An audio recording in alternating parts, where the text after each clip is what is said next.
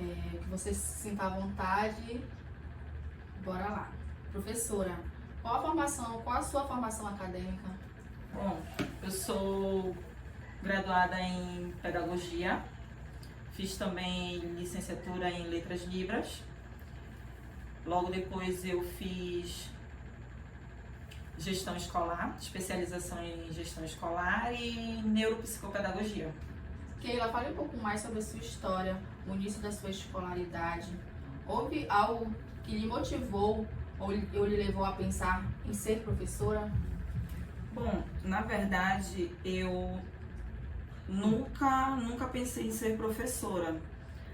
Porém, quando eu tentei várias vezes outros cursos e não consegui, eu desisti de tentar. E aí eu vi que estava complicada a minha situação financeira, as minhas condições. Então eu retomei assim a minha vida e pensei, não, eu já dava aula de reforço durante a minha educação básica. Por que não tentar uma pedagogia, já que era algo que eu conseguia desenvolver melhor? E foi que eu tentei. Foi dessa forma.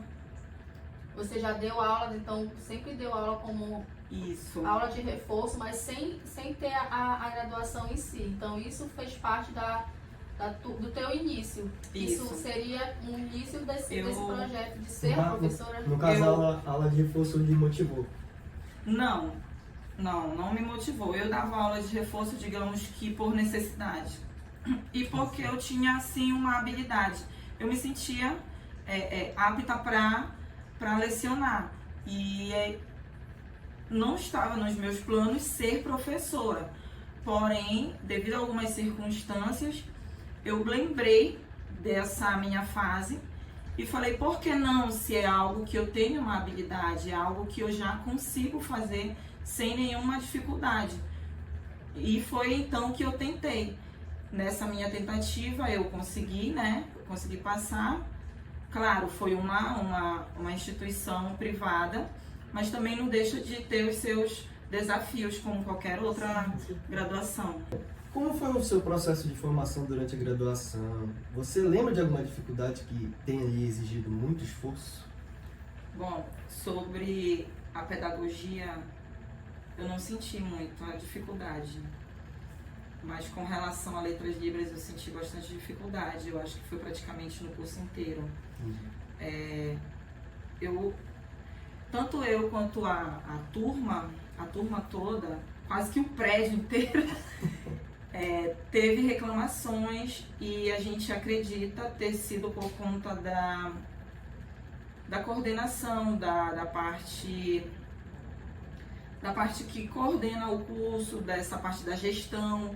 E devido a ser um curso novo, querendo ou não, ele requer uma atenção maior, é algo que está em processo. Então a gente estava sentindo, não só a gente, mas também eles sentiram. E eu acredito que agora ele já está mais consolidado e já não está tanto como era antes, que foi no período em que eu estava fazendo a minha graduação lá. Então, letras libras eu senti bastante dificuldade, bastante mesmo. Já na pedagogia, graças a Deus, não. Tanto que se fosse para eu exercer agora a letras libras, eu não ia conseguir de imediato, eu ia ter que engatinhar bastante, diferente da pedagogia. E talvez seja por conta da segunda pergunta de vocês, eu já estava lecionando mesmo com a minha educação básica, eu já estava lecionando, eu já estava vivenciando essa prática, diferente da segunda graduação, que eu já foi meu primeiro contato com esse curso, então eu senti mais dificuldade. Como você avalia a sua prática docente inicial, considerando o que você aprendeu na graduação? Bom, sobre a pedagogia, eu considero boa, apesar de que eu não tive tantas dificuldades devido eu já ter a prática de estar lecionando durante eu não ter graduação nenhuma. Então ela veio a somar, ela veio para acrescentar, para eu conseguir me desenvolver melhor. E atualmente, como é que você avalia?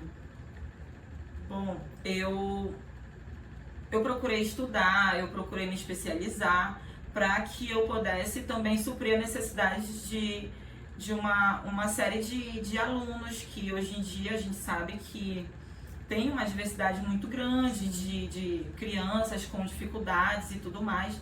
Então eu tive essa necessidade de estar buscando uma complementação para que eu possa conseguir atingir o meu objetivo, que é lecionar, ajudar as crianças a se desenvolverem educacionalmente, né?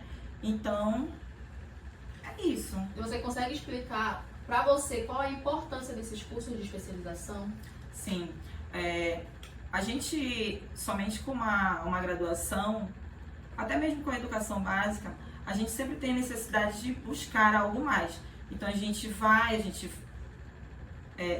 procura uma graduação, a gente se forma, tudo, mas a gente mesmo assim necessita tá buscando algo mais para a gente estar aprendendo, se ressignificando cada vez mais. Então, quando a gente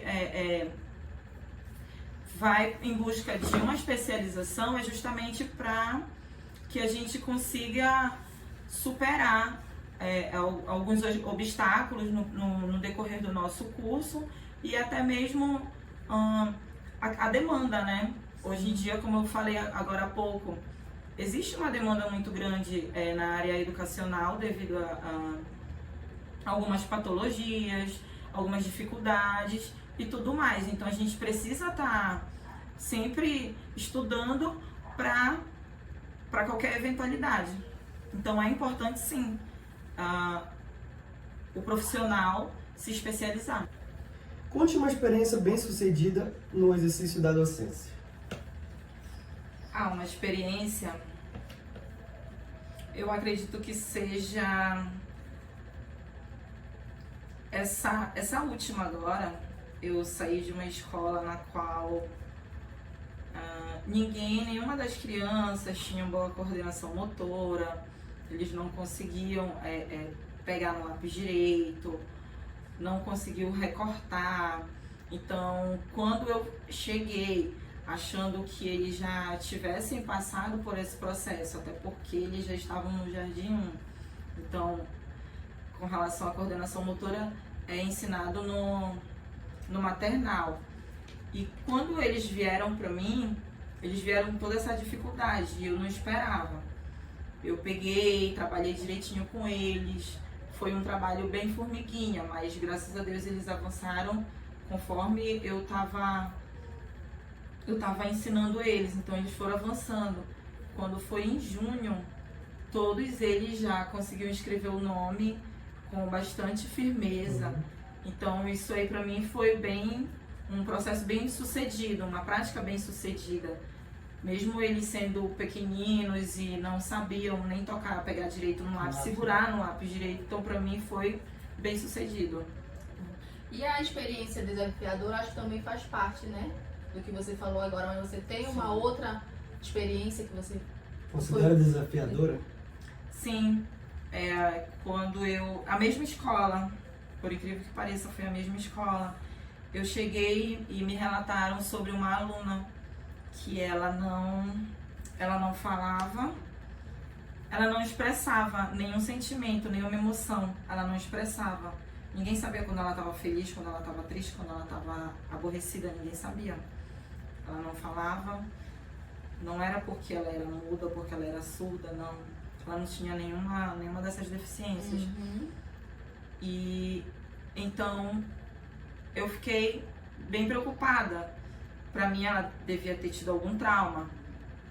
E aí que entra o caso da necessidade da gente se especializar. Eu tive que procurar, pesquisar, apesar de eu já ter uma especialização na área de neuropsicopedagogia, eu tive necessidade de buscar, eu tive necessidade de estar pesquisando o tempo todo para saber como eu ia dar suporte para essa aluna, para saber como é que eu ia saber dela se ela sabia as vogais, se ela não falava? Que retorno eu ia ter? Que retorno eu ia dar para a mãe, para o responsável dela? Então foi algo assim que foi bem, foi difícil, foi complicado, mas eu consegui, eu pesquisando, então dei um parecer para a mãe dela, no qual eles conseguiram trazer um diagnóstico. Mas assim, essa aluna que você está citando, ela era assim na escola ou era em casa? Somente em casa. Os pais conseguiram te passar antes a situação dela para você conseguir trabalhar? Ou foi você mesmo com a sua visão de professora que viu a situação e procurou o acesso até os pais, buscar, perguntar, querer saber? Sim. Boa pergunta, Paloma. Assim, sempre quando a gente entra numa escola, é repassado algumas questões sobre os alunos, isso. E ela, especialmente, foi me repassado algumas coisas com relação a ela. Então, eu pedi uma reunião com os responsáveis e para entender melhor como era a vivência dela, tanto no ambiente escolar quanto na casa, em aniversários, passeios e tudo mais, se ela conseguia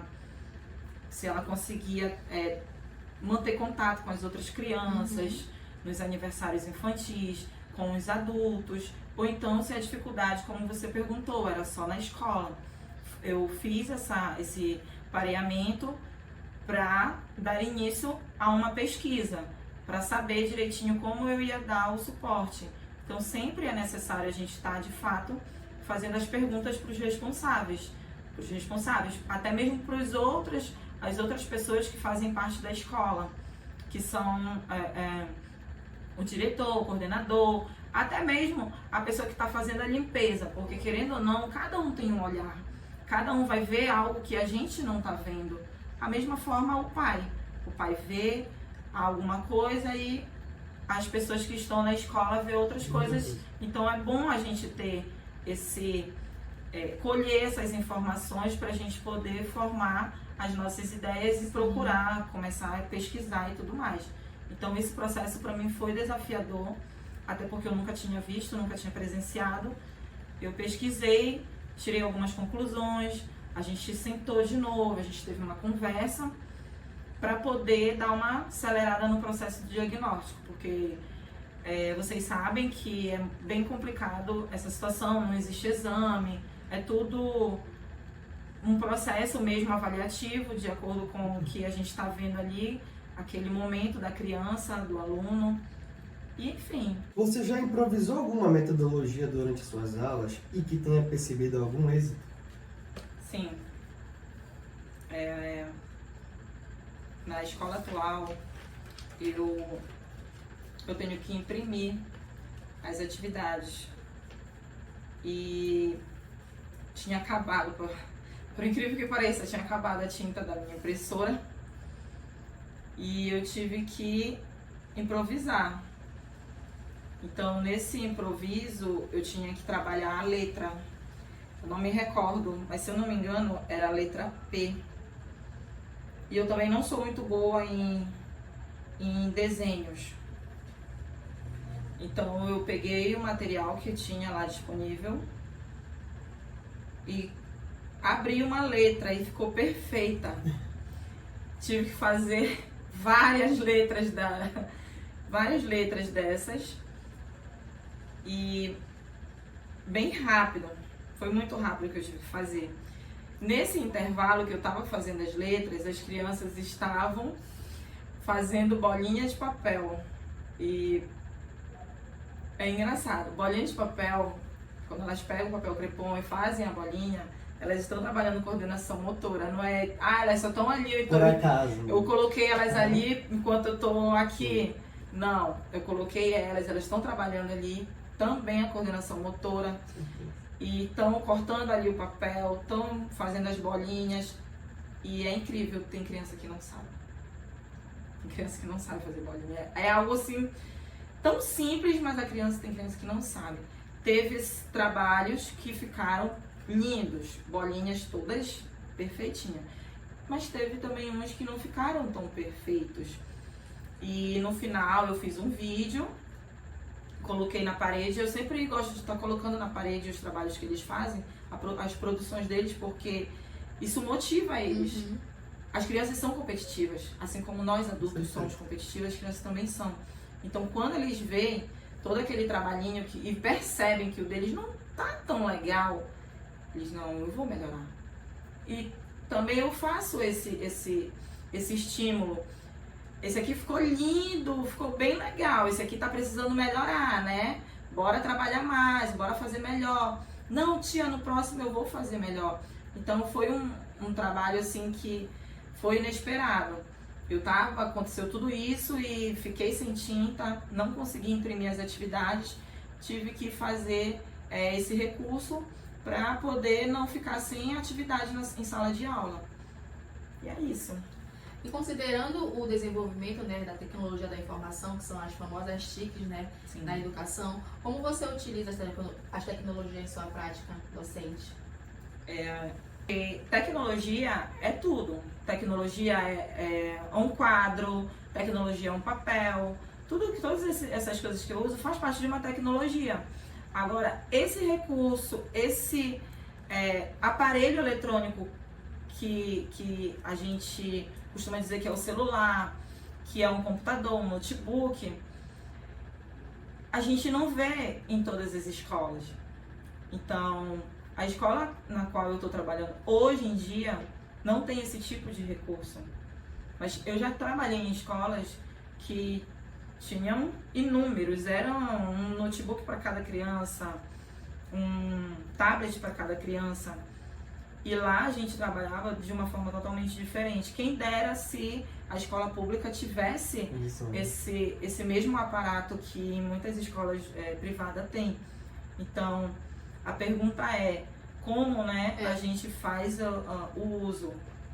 Eu usei muito um aplicativo no qual eu não me recordo, mas ele é muito bom. Ele já te dá um norte.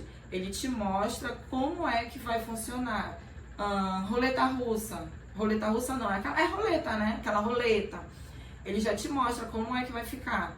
Aí cabe a gente, o professor, escolher qual a gente vai querer. Se a gente vai querer a roleta, se a gente vai querer o jogo da memória, se a gente vai querer qual tipo ali de recurso a gente vai estar querendo utilizar. Então, esses tipos de recurso, a gente não tem como a gente colocar uma atividade dessa para um aluno de escola pública, porque infelizmente nem todos têm nem o que comer, muito menos um aparelho eletrônico. Já na escola privada, não. Era uma atividade para casa. Bora diversificar, vamos utilizar esse mecanismo aqui que dá. Eles faziam com o maior prazer, eles faziam com muito gosto.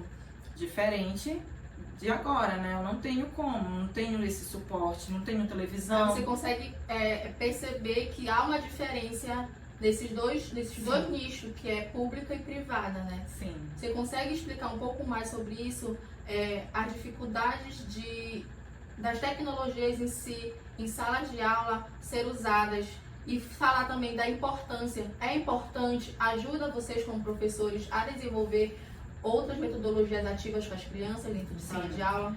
Ajuda quando esse aluno, ele também ele já sabe fazer uso desse suporte que a escola oferece. Mas já pensou, a gente leva um suporte, a gente leva todo esse aparato para os ribeirinhos, digamos assim, para um público que não tem esse conhecimento. Vai ser útil? Vai ser complicado. Então, é necessário que essa criança primeiro ela receba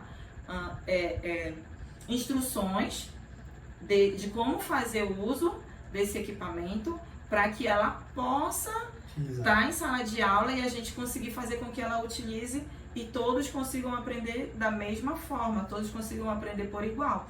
Porque o intuito ali em sala de aula não é eu ensinar 1, 2 ou 3, é eu ensinar a turma inteira e que todos venham aprender.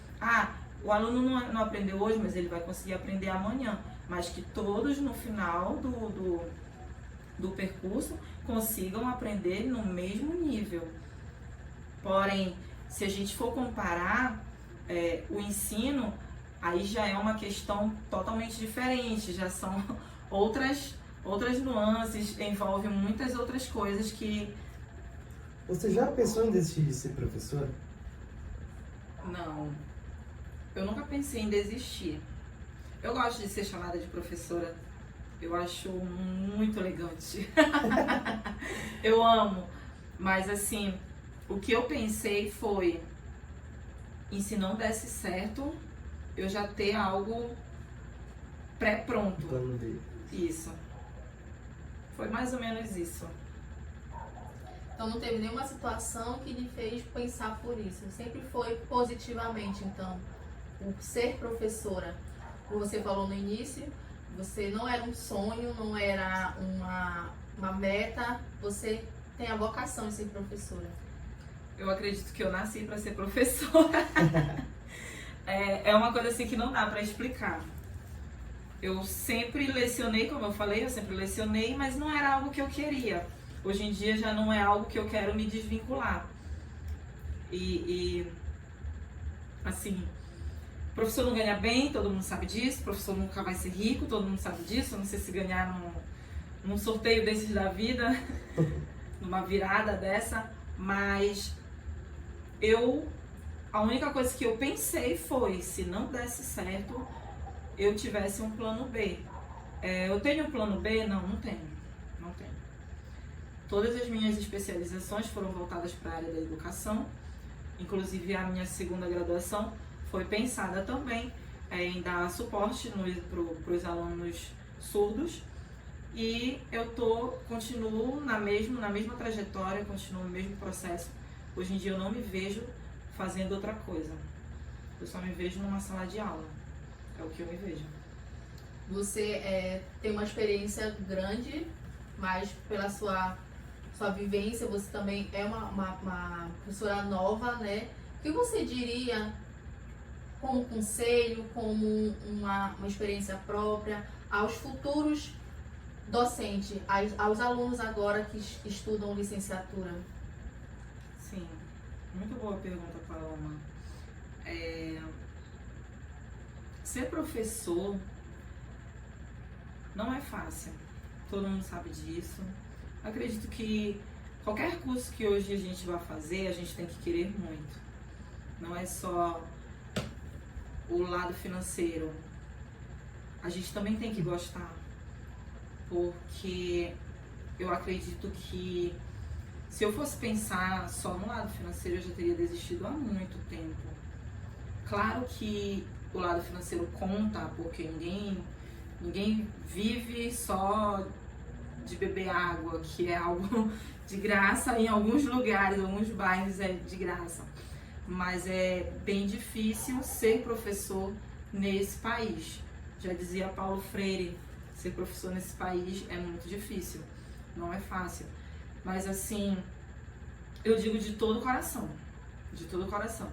Hoje eu amo a minha profissão, e quando eu olho para uma criança e vejo que o meu objetivo foi alcançado, eu fico mega feliz.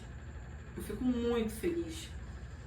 E então, se esse docente, esse discente da graduação, esse graduando, ele está cursando pedagogia porque ele acha fácil, um curso fácil, porque ele acha que é algo que vai render muito dinheiro para ele, eu digo que não, está enganado, não vai render muito dinheiro, não é fácil também, todo dia é um dia, todo dia a gente se depara com situações diferentes, pais diferentes, crianças que necessitam de suporte muito grande, salas superlotadas, salas com 35 crianças, 40 crianças, já vi salas com 60.